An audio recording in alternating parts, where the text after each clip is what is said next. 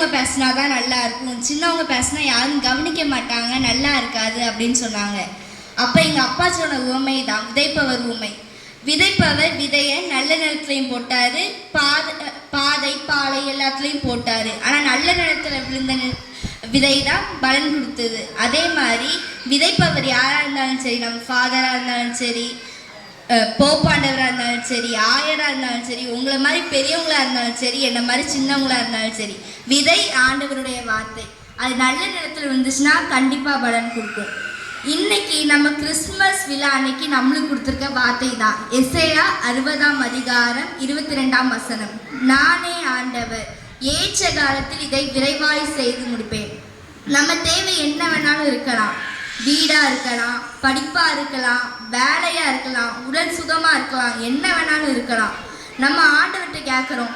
ஒரு வருஷம் ஒரு மாதம் கேட்ட உடனே அவர் நம்மளுக்கு பதில் அளிக்கல, எதுவும் பண்ணலன்னு உடனே நம்ம என்ன நினைக்கிறோம், ஆண்டவர் நம்மளுக்கு மட்டும் பதில் அளிக்க மாட்டார், நம்ம ஃப்ரெண்ட்ஸ் இப்படி இருக்காங்க, சொந்தக்காரங்க இப்படி இருக்காங்கன்னு நம்ம நினைக்கிறோம். நீங்கள் நல்லா யோசிச்சு பாருங்கள். உங்களுக்கு தலைவலியை தர, தொந்தரவு தர வேலை இல்லாதவனுடைய ஒரு கனவாக இருக்கலாம். என் பிள்ளை ரொம்ப சேட்டை பண்ணுது, ஒழுங்காக ஓட மாட்டேங்கி, பாட மாட்டேங்கி, ஃபஸ்ட்டு வர மாட்டேங்கின்னு நினைக்கிறவங்க பிள்ளை இல்லாதவங்களுடைய ஒரு கனவாக இருக்கலாம்.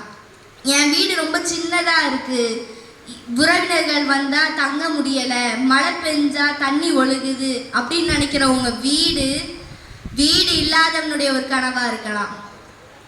என் சேமிப்பு ரொம்ப சின்னதாக இருக்குது, இதை வச்சு என்னால் எதுவும் வாங்க முடியாது, என்னால் எதுவும் பண்ண முடியாதுன்னு நினைக்கிறவங்க சேமிப்பு இல்லாதவங்களுடைய ஒரு கனவாக இருக்கலாம். எனக்கு கால் வலி அதிகமாக இருக்குது, தலைவலி அதிகமாக இருக்குது, என்னால் எங்கேயும் போக முடியல, எனக்கு இந்த உலகத்தில் வாழ பிடிக்கலன்னு நினைக்கிற உங்களுக்கு இப்போ அடிபட்டு சாதன நிலைமையில் இருப்பானே அவனோட ஒரு கனவாக இருக்கலாம்.